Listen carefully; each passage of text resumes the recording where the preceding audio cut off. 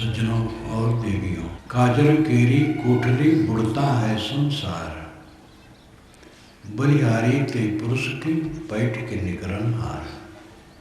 काजर ही की कोठरी काजर ही का कोट, तोंदी कारी ना भई रहा सोट कोट। इस साहिब की बीजक की साखियां हैं। काजर केरी कोठरी बुड़ता है संसार। ये संसार काजर की कोठरी है।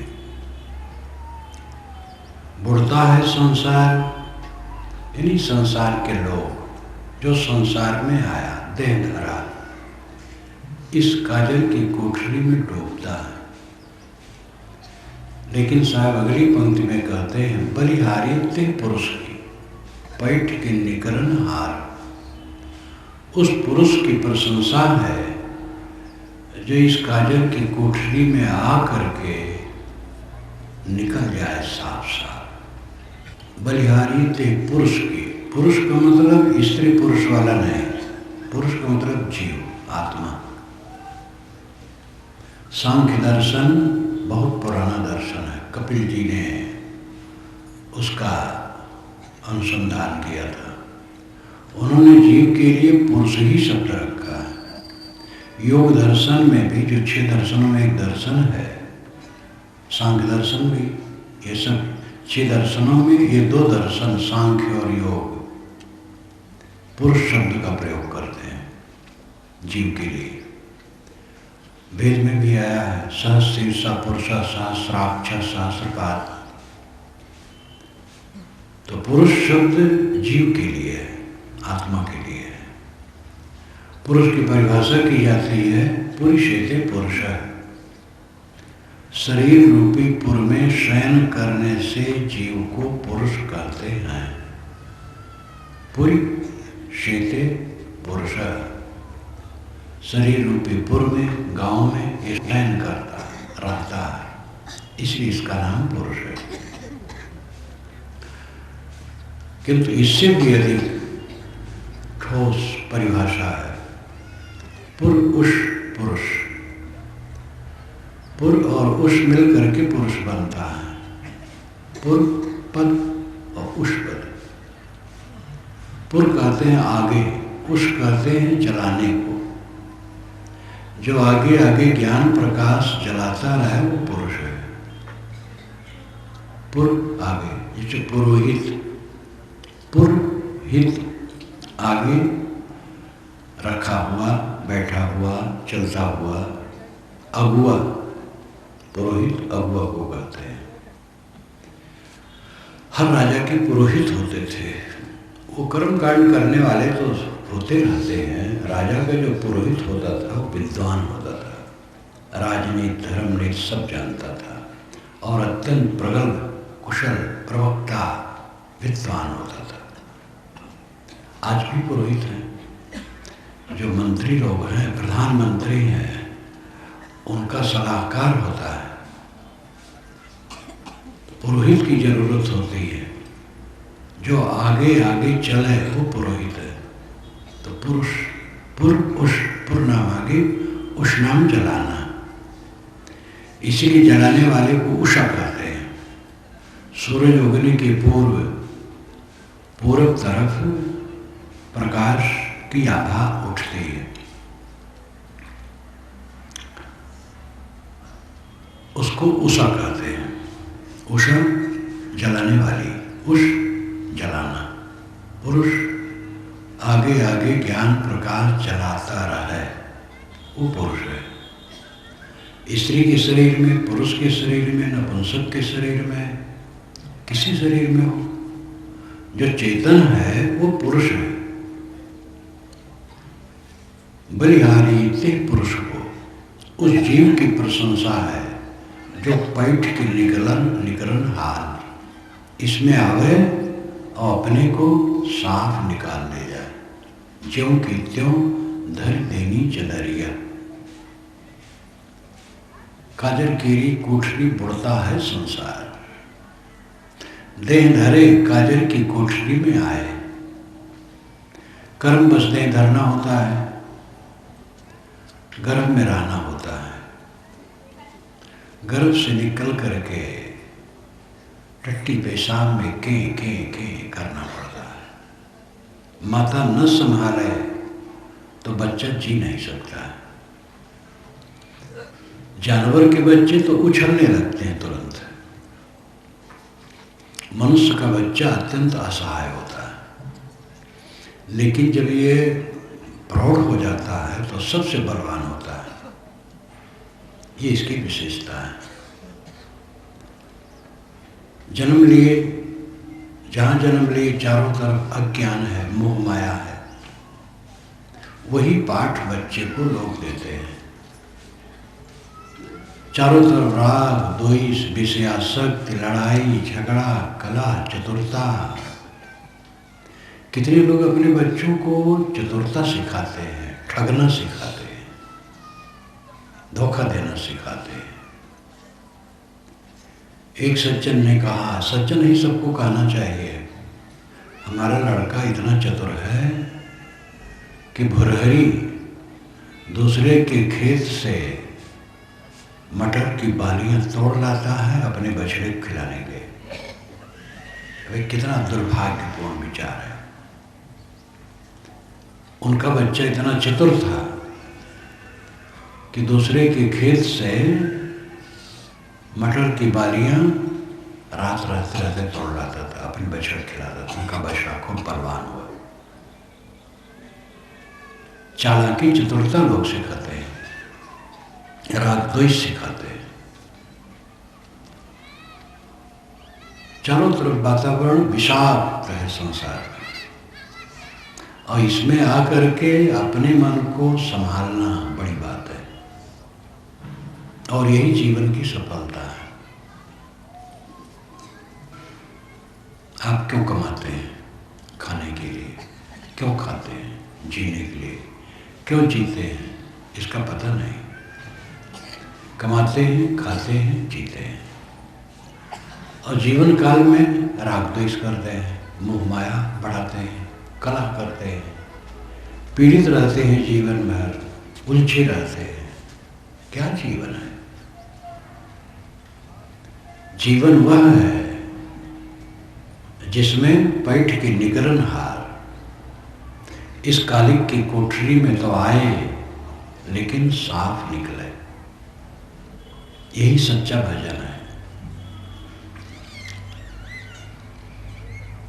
किसी प्रकार की उपासना पद्धति में रहना अच्छा है, लेकिन कोई उपासना पद्धति जो है, राम उपासना, कृष्ण उपासना, शिव उपासना, इस्लाम उपासना, और भी उपासनाएं हैं, बहुत उपासनाएं हैं, ठीक है, लेकिन वो उपासनाएं पवित्रता की कसौटी नहीं है। आप राम के भक्त हैं कि कृष्ण के, कि शिव के, कि कबीर के, कि नानक के, कि बुद्ध के, कि मोहम्मद के, इसका महत्व नहीं है। मन कितना साफ है, इसका महत्व है। मन की पवित्रता धर्म की कसौटी है। दुख और सुख ये दो हैं, पाप और पुण्य, राग और द्वेष, दुख और सुख। ये 6 अरे के चक्र पर जीवन घूमता है। ध्यान दीजिए, चक्का होता है, उसमें अरे लगे रहते हैं। अरे बले से नाभि तक कसने वाले जो साथीर होते हैं उनको अरे कहते हैं। साइकिल का चक्का हो, चाहे कार का, चाहे ट्रेन का, जितने चक्के होते हैं, चारों तरफ से जो गोल होता है वो बलय होता है, परिधि, और बीच में नाभि, नाभि से परिधि तक तिरछे तिरछे साथीर लगे रहते हैं, उनको अरे कहते हैं। वे कसे रहते हैं नाभि और बलय को। हमारे संसार चक्र के 6 अरे हैं, पाप पुण्य, राग द्वेष, सुख दुख, और इसी में हम घूमते रहते हैं। पाप करते हैं, पुण्य करते हैं। पाप का परिणाम दुख होता है, पुण्य का परिणाम सुख होता है। सुख में राग करते हैं, दुख में द्वेष करते हैं, बस इसी चक्कर में नाचते रहते हैं, अपने को बुद्धिमान माने रहते हैं, अपने को संपन्न विद्वान योग्य माने रहते हैं और इसी में घूमते रहते हैं। मूल से पंडित तक इसी में घूमता है। पंडित का मतलब विद्वान, कोई ब्राह्मण ही पंडित नहीं, मुस्लिम पंडित हो, ईसाई पंडित हो, कोई पंडित हो, विद्वान। मूर्ख से विद्वान तक इसी में घूमते रहते हैं। सच्चा विद्वान वह है जो इससे निकले, पाप न करे, पुण्य करे, लेकिन पुण्य निष्काम भाव पूर्वक करे। कर्म किए बिना जीवन रह नहीं सकता है। ऐसे भी दार्शनिक हुए हैं जिन्होंने कहा है कर्म न करो, कर्म झंझट है, कुछ करोगे तो दुख पाओगे, इसलिए कुछ न करो, हाथ भी नहीं लाओ। ऐसे भी दार्शनिक हुए हैं। समता, शील, वैराग्य ये तो कहे, लेकिन कहे कर्म मात्र दुख है। इसका वर्णन बौद्ध ग्रंथों में, जैन ग्रंथों में है, महाभारत में खूब है।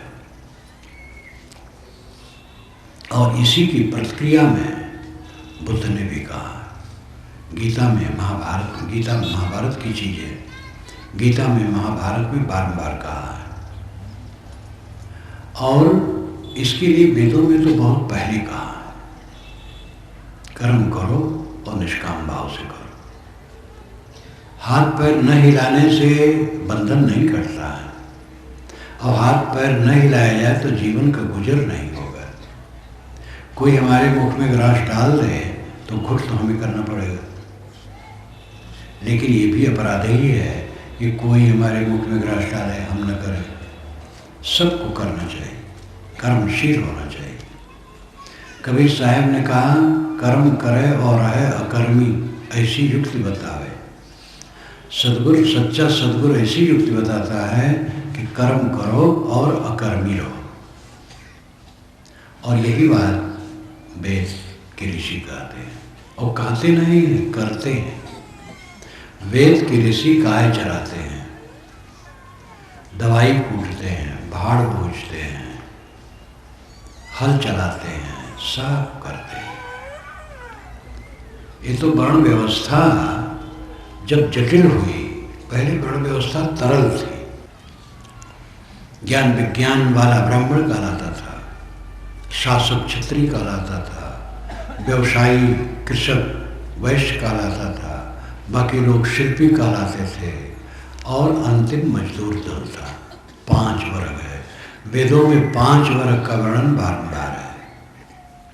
पंचजना।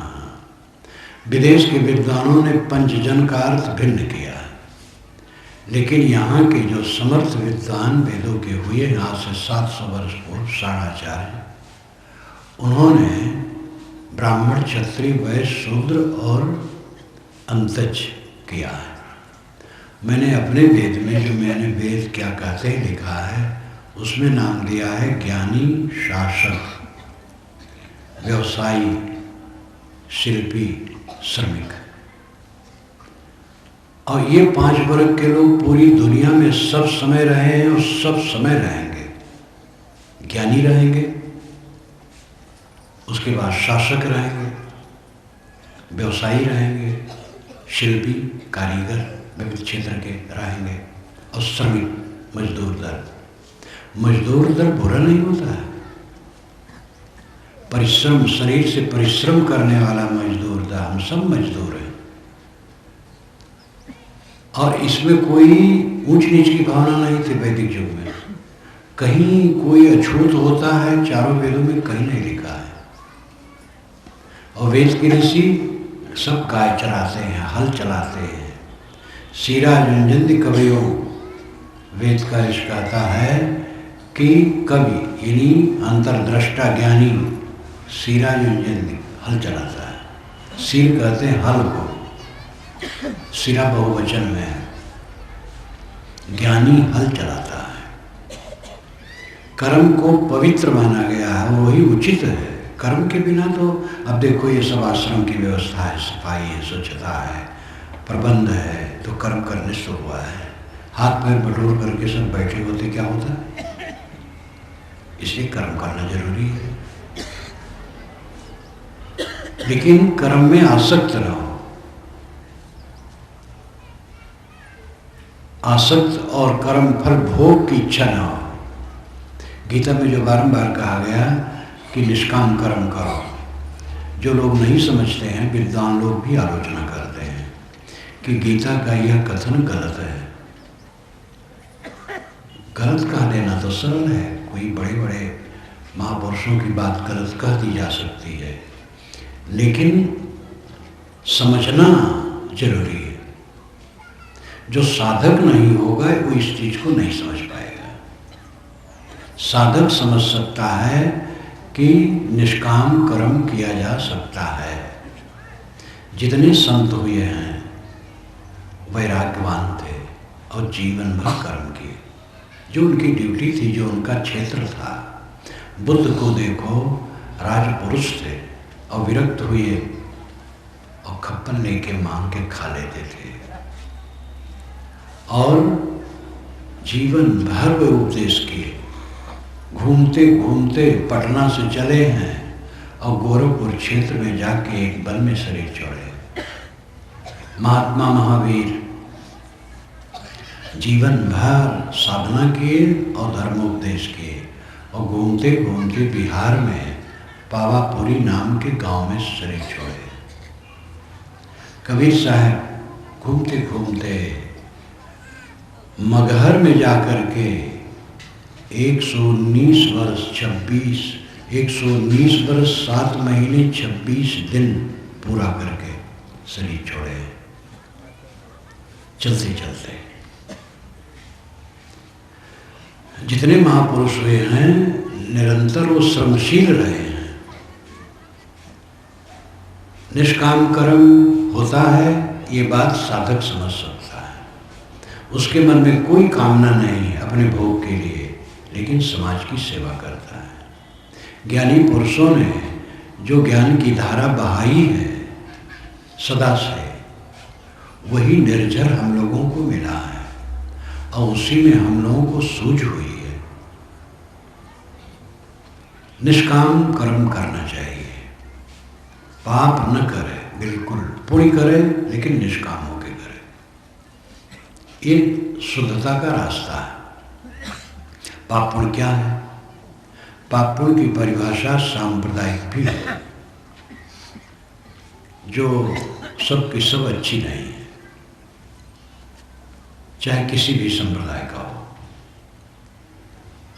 ईश्वर और देवता को खुश करने के लिए जीव की हत्या, ये पुण्य है, ऐसा शास्त्रों में लिखा है। वैदिकी हिंसा हिंसा न भवति, स्मृतियों में लिखा गया। जो वैदिकी हिंसा वो हिंसा नहीं है। यज्ञ के नाम पर जानवर काटे जाते हैं तो हिंसा नहीं है। बड़ी मीठी बात। महाभारत में इसका विरोध किया गया है, क्योंकि महाभारत की रचना पीछे हुई है।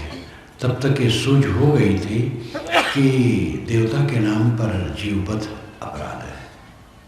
ईश्वर महाभारत में बारंबार आता है। और हिंदू परंपरा उदार होने से उसका काफ़ी सुधार हो गया है। दुनिया में जितने संप्रदाय हैं और शास्त्र हैं, उसमें हिंदू शास्त्रों के मूल में यज्ञ में पशुवध का जितना वर्णन है किसी में नहीं है। कुरान में उतना नहीं है, बाइबल में नहीं है, थोड़ा सा है।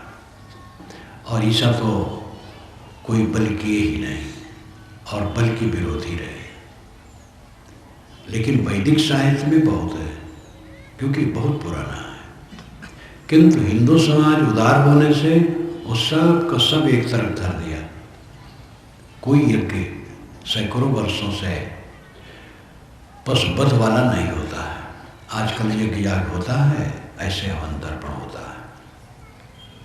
लेकिन अभी भी हिंदुओं में भी देवी देवता के नाम पर बकरे मुर्गे सूअर काट लेते हैं लोग। दूसरे मत में, गैर हिंदू समाज में ऐसे समाज हैं कि एक एक त्योहार में करोड़ों जानवर दुनिया में काट लिए जाते हैं ईश्वर के नाम पर। अब आज तक उनमें सूझ नहीं हुई है कि ये बात गलत है। जीव हत्या, धर्म के नाम पर जीव हत्या, और उसको पुण्य माना गया है। तो जो सांप्रदायिक पाप पुण्य की परिभाषा है वो सब जगह ठीक नहीं है।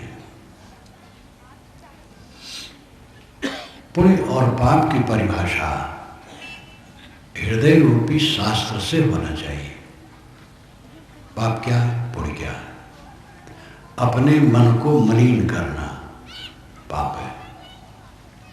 मन मलिन होगा, वाणी मलिन होगी, कर्म मलिन होगी। तो मन, वाणी और कर्मों के व्यवहार मलिन होते हैं तो ये पाप है। मन में राग, द्वेष, ईर्ष्या, क्रोध, काम, लोभ, मोह, ये पाप है। वाणी में कठोरता, दूसरे को दुख देने के लिए कहना, असत्य इत्यादि पाप है। शरीर से किसी को पीड़ा देना पाप है। अपने मन को चंचल करना और दूसरों को तकलीफ देना, पाप की परिभाषा इतने में काफी है। जो अपने मन को चंचल करता है वही दूसरों को तकलीफ देता है। जिसका मन चंचल नहीं होगा दूसरों को तकलीफ नहीं देगा। जो अपनी दशा में होगा दूसरों को तकलीफ नहीं देगा। मानवता किसे कहते हैं? मानवता का मतलब है मानवपन। और मानव की अंतरात्मा क्या चाहती है? निर्भय सुख, अनंत सुख, स्थिर सुख। जब हम स्थिर सुख चाहते हैं तो दूसरों को दुख दे करके हमें वो कैसे मिलेगा? ये हमें स्वयं समझना चाहिए। हम जीना चाहते हैं और दूसरे प्राणी को काटना चाहते हैं, ये कहाँ मानवता है? मानवता का अर्थ है कि मानव जो अपने लिए चाहता है वही दूसरे के लिए चाहे। इसलिए पुण्य पाप की परिभाषा हृदय के शास्त्र से निकलती है। अपने मन इंद्रियों पर संयम और दूसरे के लिए सुविधा देना, ये पुण्य है। अपने मन इंद्रियों को चंचल करना और दूसरों को तकलीफ देना पाप है। तो पाप तो करे ना, पुण्य करे। मन खराब न करे और दूसरों को तकलीफ ना दे। अपना मन पवित्र रखे और दूसरे की जितनी संभावना हो सेवा करे, ये पुण्य है। पुण्य करते समय मन में ये भावना ना हो कि लोग हमारी प्रशंसा करें या हमें कुछ दे। निष्काम भाव से करें तो जीव बंधेगा नहीं। बंधन होता है चाहने से, चाह करके बंधन होता है। चाहना नहीं तो बंधन नहीं है। भोजन बना, आपके मन में चाहना ऐसा चोख चटकार मिले, ऐसा महीन चावल हो, रोटी में घी लगा हो, दही हो, दूध हो, ये हो वो हो, और नहीं मिला तो दुख होगा। कोई चाहना नहीं है। भोजन बना, अपनी प्रकृति के अनुकूल जो लगा उसको खा लिया, कोई तकलीफ नहीं हुई। कौन भोजन उत्तम है? भोजन के पहले भूख उत्तम है। अगर भूख कड़ी लगी है तो भात नमक, भात रोटी, रोटी नमक में काफी जीवनी शक्ति है। और अगर भूख नहीं लगी है तो जितना आप मानते हैं मालदार भोजन है उतना और रोग पैदा करेगा। असली भोजन है जो जल्दी पच जाए, और जल्दी तब पचता है जब भूख कड़ी लगी रहे और भोजन सादा हो। जितना तेल घी में डुबाओगे भोजन को उतना वो गरिष्ठ होगा, और जितना तेल घी से बचाओगे उतना वो सुपाच्य होगा। इसलिए सब्जी बनाना चाहिए देवियों को तो तेल ऐसा डालना चाहिए उसमें छौंक में कि सब्जी खाते समय ऐसा न लगे कि इसमें तेल पड़ा है। और घी का ज़्यादा प्रयोग अच्छा नहीं होता है स्वास्थ्य के लिए। जिसको आप बहुत मूल्यवान भोजन समझते हैं वो अगर मिले तो थोड़ा खाने की चीज़ है, ज़्यादा नहीं। भूख असली चीज है। भूख लगे तो जो भोजन है अमृत है। चाहना करोगे तकलीफ पाओगे। ऐसा उपाय करो कि भूख अच्छी लगे, और उसके लिए सरल उपाय है, कम खाओ और सादा खाओ, भूख अपने आप कड़ी लगेगी। चाहना नहीं है भोजन में, साफ शुद्ध देखा, प्रकृति के अनुसार खा लिया थोड़ा, कोई तकलीफ नहीं। चाहना है तो मन भड़बड़ाता है, ये नहीं मिला, वो नहीं मिला, वो नहीं मिला। लड़के से चाहना है ऐसा काम करे, ऐसी सेवा करे, वैसा नहीं किया तो दुख होगा।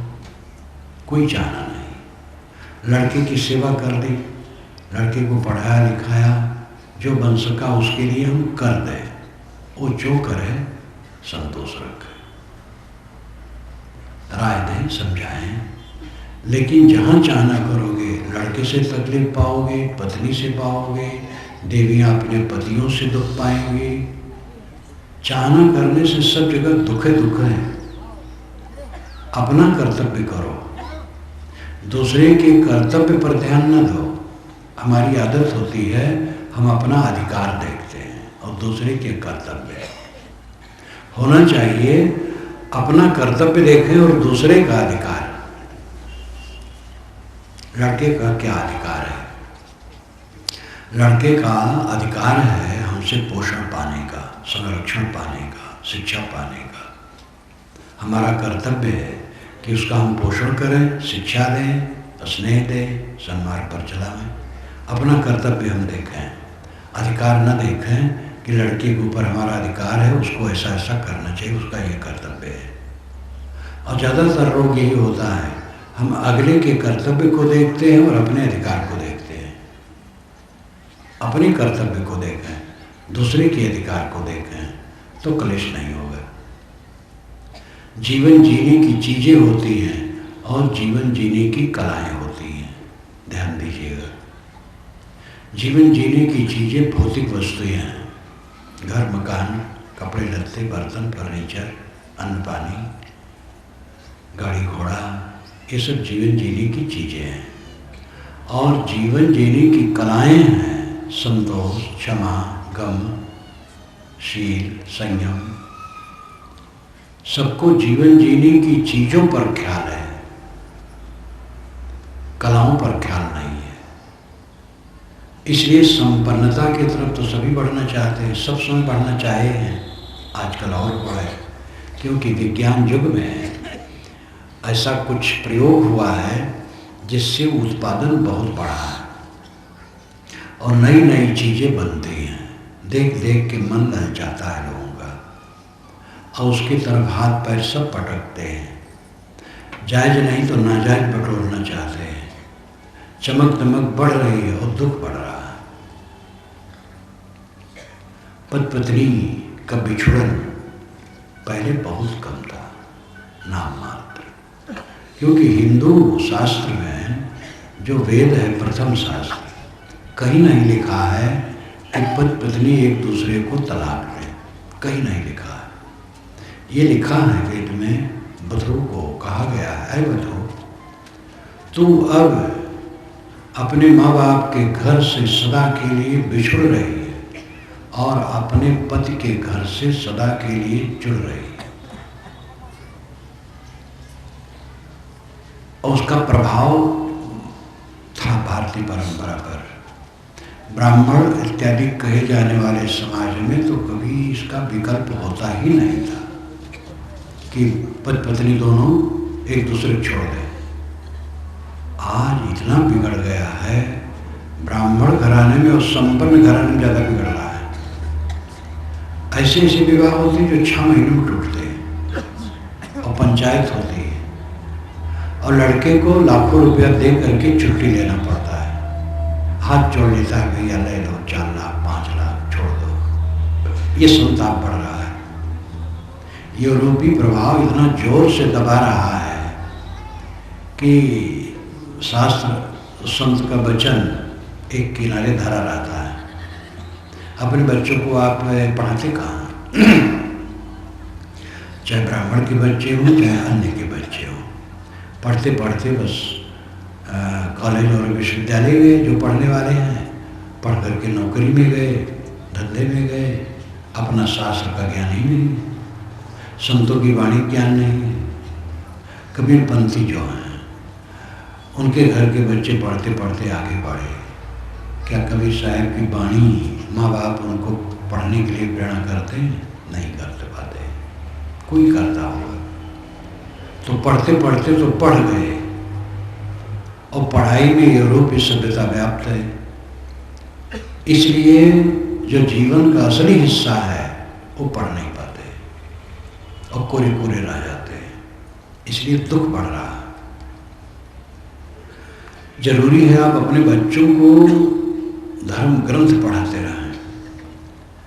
कॉलेज में लड़का पढ़ता हो, आए और कहा बेटा 10 मिनट तुम ये पुस्तक ये प्रसंग पढ़ के सुनाओ, तो पढ़ के सुनाएगा, उसके दिमाग में कुछ आएगा, आप भी लाभ लेंगे, इसी बहाने उसको भी कुछ मिल जाएगा। प्रेरणा करो, समझाओ। लड़कों को सन्मार्ग में लाने के लिए इसकी बड़ी ज़रूरत है। लड़का फिल्म देखता है, टीवी देखता है, अखबार पढ़ता है, गप मारता है। क्या विश्वविद्यालय और विद्यालय के लड़के रात दिन अपने कोर्स के विषय में डूबे रहते हैं?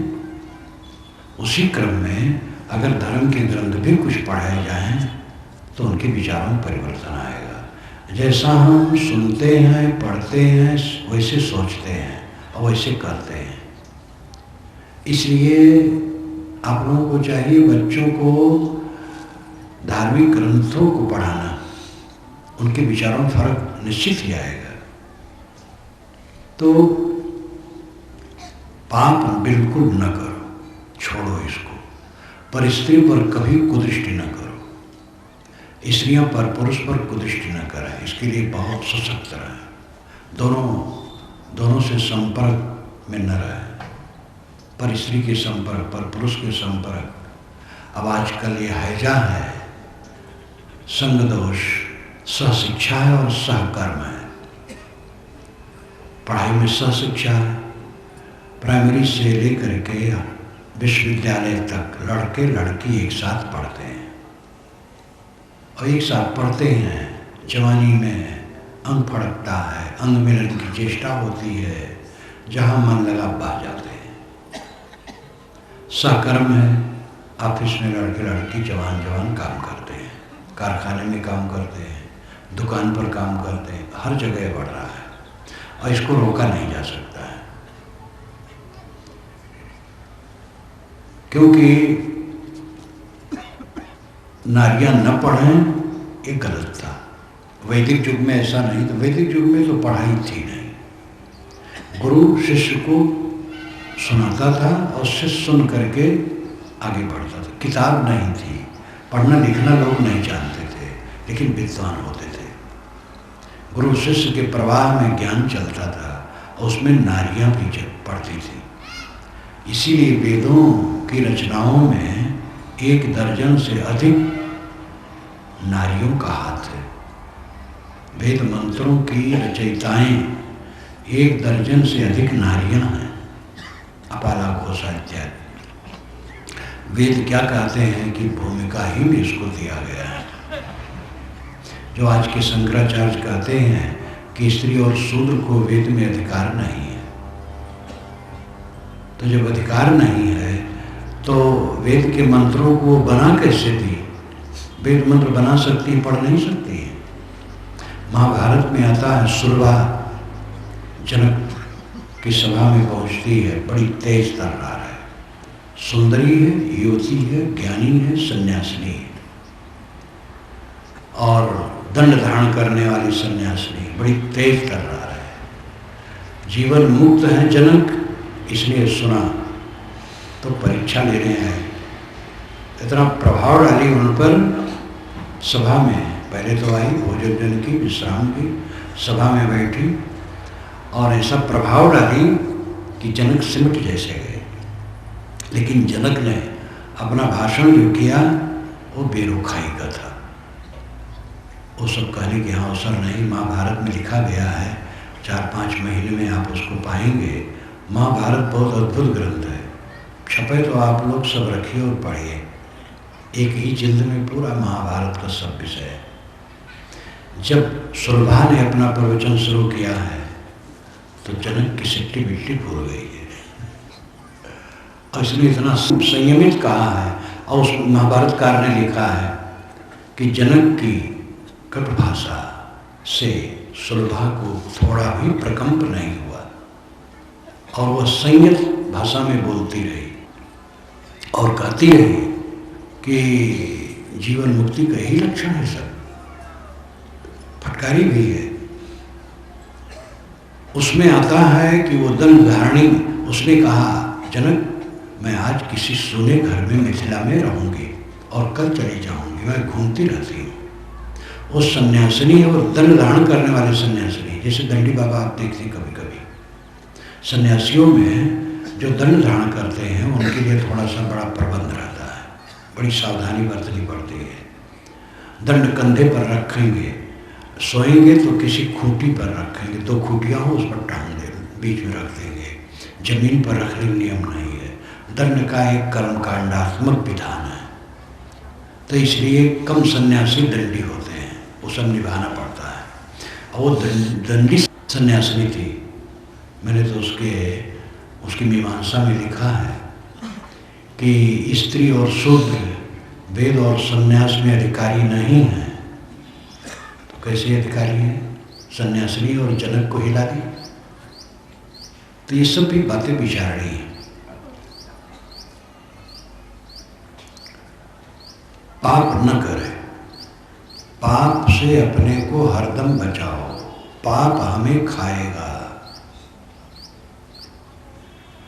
रात और दिन एक जगह एक शिष्य, महाभारत की भी कथा है, वो उनको जाना था कहीं आचार्य को, तो अपने शिष्य को उन्होंने रक्षा में रख लिया परिवार के लिए। और इंद्र उनकी पत्नी को चाहता था। पुराणों में इंद्र को बहुत बदनाम किया गया है, वेदों में इंद्र चरित्रवान है, पुराणों में नई नई कहानियां बनाई गई। जैसी कहानी वैसा कहता हूँ कि इंद्र उस आचार्य की पत्नी को चाहता था, तो वो उनको कहीं जाना था, तो बड़े सत्ते में थे, मैं चला जाऊँ इंद्र ना आ जाए। तो अपने शिष्य को बताया, बेटा वो जानवर के रूप में, हवा के रूप में, किसी रूप में आ सकता, सुंदर रूप में, कुरूप में, बूढ़ा जवान कुछ भी बन के आ सकता है। तुम उससे अपनी गुरबानी की रक्षा करना। वो चला गया। अब वो क्या किया कि मैं अलग बैठा रहूँ, कैसे होगा? तो अपना सूक्ष्म बना करके अपनी गुरबानी में प्रवेश हो गया। तब वो आया इंद्र। तो फिर आया जब, तो उसकी गुरबानी खूब सशक्त थी, उसको हटा दिया, तिरस्कार कर दिया। उसके पश्चात वो शिष्य फिर अपना रूप प्रकट करके इंद्र को डांट दिया और खदेड़ दिया, रक्षा हो गई। उसमें विधि पूर्वक मैं संक्षेप में कहता हूँ। जब आए आचार्य बहुत खुश हुए कि तूने रक्षा की, लेकिन एक दिन उसने देखा कि एक स्त्री और एक पुरुष चक्कर में घूम रहे हैं, और एक कहता तुम ज़्यादा चलती हो, एक तो होगा तुम ज़्यादा चलती हो। दूसरा देखा तो कहा कि देखो जो झूठ बोलता है उसको दोष लगेगा, जो उस विद्यार्थी को लगेगा। वो विद्यार्थी सोचा मैंने कौन पाप किए जो ऐसा कहती है। फिर देखा 6 आदमी जुआ खेल रहे हैं, और उसमें जुआ में हार जीत होती है, तो जुआ में लाख डांट है। तो एक कहता अगर मैं चालाकी करता हूँ तो जो अपराध उस विद्यार्थी को लगेगा वो मुझे लगे। तो उसको बड़ी ग्लानि हुई कि मैंने कौन सा पाप किया। अनवीक्षण किया अपने पर, कोई पाप नहीं निकला। एक पाप वही निकला कि मैं गुरबानी में प्रवेश करके उनकी रक्षा की थी, तो एक गुरु जी को नहीं बताया। तो जाकर के गुरु जी को बताया। गुरु जी ने कहा बेटा वो रात और दिन जो स्त्री पुरुष दोनों चक्कर काट रहे थे वो रात और दिन है, और जो 6 आदमी जुआ खेल रहे थे वो 6 ऋतु हैं। जो आदमी काम करता है वो समझता है कि मुझे कोई नहीं देख रहा है, लेकिन रात दिन देख रहे हैं, 6 ऋतु ही देख रही है। इसका लाक्षणिक अर्थ है कि अंतरात्मा देख रही है। तो बड़ी मार्मिक रूपों में महाभारत में बहुत सी कथाएं बड़ी बोधगम्य है, लेकिन हम उसका सार समझे, मीमांसा में वो समझाया गया है। नहीं तो पंडितावलोक में तो अलौकिकता की बात आती है। और वो ब्रह्मचारी अपनी गुरबानी में प्रवेश नहीं कर सकता, कोई नहीं प्रवेश कर सकता है। मतलब उसको प्रभावित ऐसा किया कि वो अपने को संभाल ले। तार्किक रूप से सब जगह मीमांसा की गई है। तो हमारे पाप और पुण्य को देखने वाले रात दिन और 6 ऋतुएं हैं। और इसी प्रकार वेदों में अनेक शास्त्रों में ये सब बातें ऐसी आती हैं कि हम जब यम यमी का संवाद वेद में आता है, यमी बहन है, यम भाई है, और समुद्र का द्वीप है, एकांत स्थल है, दोनों युवक युवती हैं। तो यमी कहती है यम तू आ मेरे साथ। यम कहता है बहन ये पाप है, भाई बहन का दैहिक संबंध नहीं होता। कहीं यहाँ एकांत है, कहीं एकांत कहाँ है, यहाँ देव घूमते हैं। तो देव क्या है? अपना मन देव है, अपने मन से कोई छिपा नहीं सकता है। जो कुछ हम पाप पुण्य करेंगे हमारी अंतरात्मा जानेगी। पाप करे ना, अपने मन इंद्रियों को विकृत करना और दूसरों को तकलीफ देना ये पाप है, ये काम न करे। और अपने मन इंद्रियों को पवित्र रखना, प्रसन्न रखना, संयमित रखना, और जो बन सके दूसरे की सुविधा में सेवा करना, ये पुण्य है। ये काम करना चाहिए। और ये काम करते समय अपने मन में कुछ पाने की इच्छा ना हो। हम किसी की सेवा करते हैं, पाने की इच्छा ना हो। पाने की इच्छा होगी तकलीफ होगी, वही बंधन बनेगा। जैसे मैंने उदाहरण दिया, बच्चे को आप पढ़ाएं लिखाएं, सीख दें, सेवा करें, रक्षा करें, उनसे कुछ पाने की इच्छा ना करें। वो सेवा करें, बात माने तो सहज है, करनी चाहिए, लेकिन चाहेंगे तो तकलीफ होगी। जो अपनी तरफ से कर दें खुश रहें, न करें तो भी क्षमा करें, प्रसन्न रहें। कुछ नहीं चाहेंगे तो क्लेश नहीं, बंधन नहीं होगा। ऐसे हर जगह है।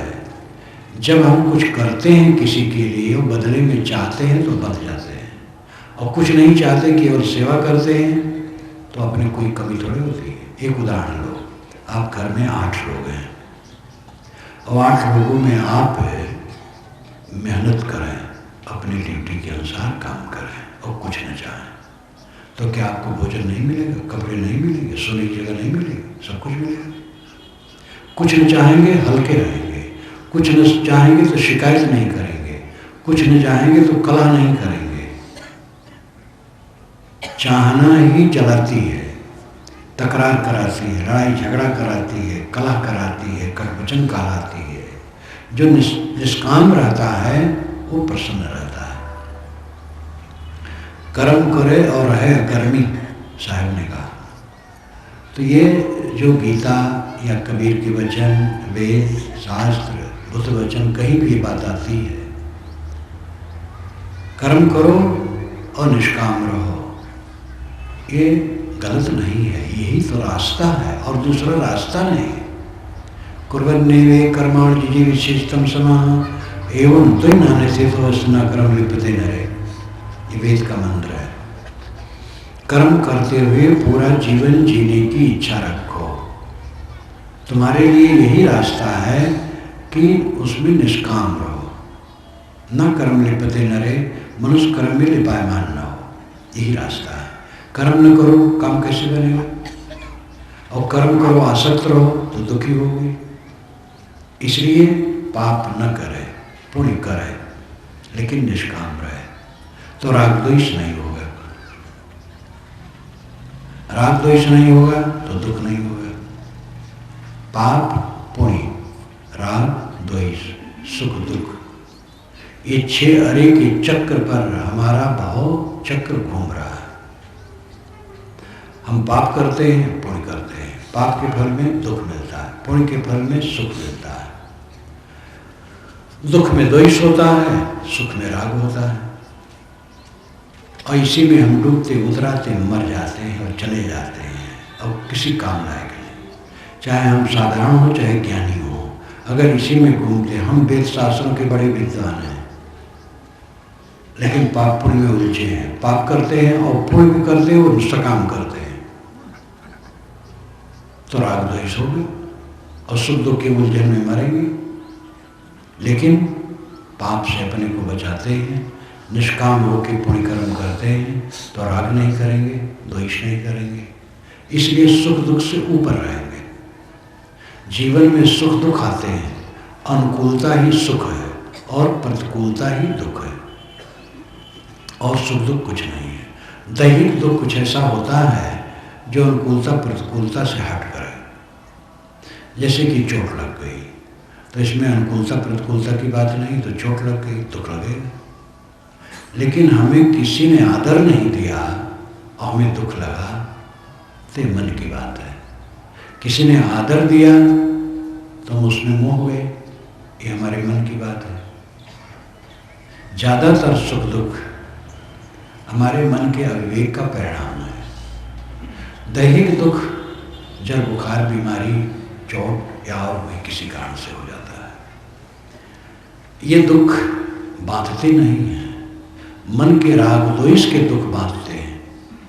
शारीरिक दुख सही है, मानसिक दुख सही नहीं है। शारीरिक दुख हम सह लेते हैं, और जब शारीरिक दुख सहने के बाहर होता है तो हम बदहोश हो जाते हैं। प्रकृति का बड़ा सुंदर विधान है। कभी एक्सीडेंट होता है तो जब चोट लग जाती है तो आदमी बदहोश हो जाता है। दूसरे लोग उस पर दया करते हैं, लेकिन वो बदहोश रहता है। जहाँ दुख बढ़ा बदहोश हो जाएगा। तो शारीरिक दुख, और जब तक सहन योग है सहन होता है, नहीं बदहोश हो गया तो सहन ही नहीं है। शारीरिक दुख उतना दुख नहीं है, मानसिक दुख ये दुख है, और यही भव में बांधने वाला है। मानसिक दुख, मोह का दुख, वैर का दुख, ईर्ष्या का दुख, क्रोध का दुख, काम का दुख, लोभ का दुख, मोह का दुख, इस मानसिक विकारों का जो दुख है ये जीव को पीसता है, चैन नहीं लेने देता है, नींद नहीं आती है, भोजन नहीं पचता है। अनेक शारीरिक रोग मानसिक रोग से पैदा होते हैं, और इस प्रकार तकलीफ बढ़ती चली जाती है। सुख और दुख दोनों प्रपंच हैं।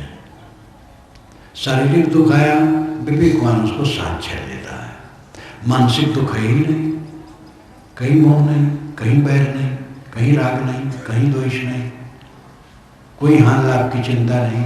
हानि लाभ में संसार है, लाभ लाभ होता है, हानि होती है। हानि को सह लेना वीरता है। श्री राम को शाम को बताया गया कि सुबह तुम्हें गद्दी दी जाएगी, और सुबह उनको वनवास दिया गया 14 वर्ष का। वाल्मीकि रामायण में लिखा है कि राम को शोक नहीं हुआ, ये राम का रामत्व है। जो लोग कहते हुए लीला कर रहे थे, तो रामायण की कथा ही सब व्यर्थ हो जाती है। कोई आदर्श ही नहीं रह जाता, सब लीला करते रहे, नाटकबाजी, तो उसमें कौन सी प्रेरणा है। जब अनंत ब्रह्मांड नायक थे श्री राम, और कोई लीला कर रहे थे, तो कहानी सब बेकार है। लेकिन वो मनुष्य थे, और उनको सुख दिखा करके दुख दिया गया, और वो दुखी नहीं हुए। ये हमारे लिए प्रेरणाप्रद है। एक राजकुमार 14 वर्ष के लिए वन में निकाल दिया जा रहा है, और उसके लिए शर्त यह है कि 14 वर्ष तक ये किसी नगर गांव में नहीं आएगा, और किसी का दिया हुआ कुछ नहीं खाएगा, स्वयं उपार्जित करके खाए। इसीलिए वो सब समय वन में रहे। वन में सब खाद्य पदार्थ मिल जाता है। आज के वन में तो नहीं मिलता, वो जमाना अलग था। लेकिन वाल्मीकि रामायण में लिखा है कि जब राम ने सुना कि 14 वर्ष का वनवास हुआ, तो लिखा है कि राम को शोक नहीं हुआ। ये विशेषता है। दुखी न होना, प्रतिकूलता आने पर दुखी न होना, ये विवेक का परिणाम है। तो सुख में आसक्त न होना, दुख में व्याकुल न होना, ये जीवन के कल्याण का रास्ता है। काजर ही की कोठरी उड़ता है संसार, बलिहारी थे पुरुष की पैठ के निकलनहार। पूरा संसार काजर की कोठरी है। असावधान हो तो चारों तरफ डूबने का रास्ता है, भटकने का रास्ता, और जितना ऊंचा पद उतना भटकना। सरपंच हो गए, सरपंच हो गए तो बहुत जिम्मेदारी आ गई और बहुत गम की जरूरत है, वहाँ अफसोस की जरूरत है, गलत ना हो जाए। जीत जाने पर तबला बजाना और जुलूस निकालना मूर्खता है। वो तो ऐसी जिम्मेदारी आ गई है कि नहीं निभा पाओगे तो नरक में जाओगे। सरकार का पैसा आता है, खाओगे, खिलाओगे, नरक में जाओगे। जिम्मेदारी संभलो, जितना पैसा आवे सेवा में लगाओ, लेकिन आप भी मजबूर हैं, हिस्सेदार हैं सब, उसमें क्या करोगे? संकट का घर है। जितनी जिम्मेदारी बढ़ती संकट का घर है। जिनके बच्चे नहीं हैं वो दुखी होते हैं, लेकिन वो समझदार हों तो ज़्यादा सुखी हो सकते हैं, झंझट नहीं। बस पत्नी हैं, साधना भजन से रहें। जिनके बच्चे हैं उनको तो पता नहीं कितना झंझट सहना होगा, अनुकूलता का, प्रतिकूलता का, पता नहीं क्या क्या सहना पड़ेगा। जितना व्यवहार बढ़ता है उतना दुख बढ़ता है। अपने आप को पाप से निकालना बहादुरी है। दुनिया के लोग पाप करने में आनंद मानते हैं। पैसा मिले, नाजायज पैसा मिले, खूब बटोरे, खूब खाएं, खूब भोगें, इसमें लोग खुश होते हैं और नरक जाते हैं। जब युधिष्ठिर हिमालय गए, कृष्ण परिवार पूरा मर गया, कृष्ण मर गए, बलराम मर गए, सब पूरा विध्वंस हो गया।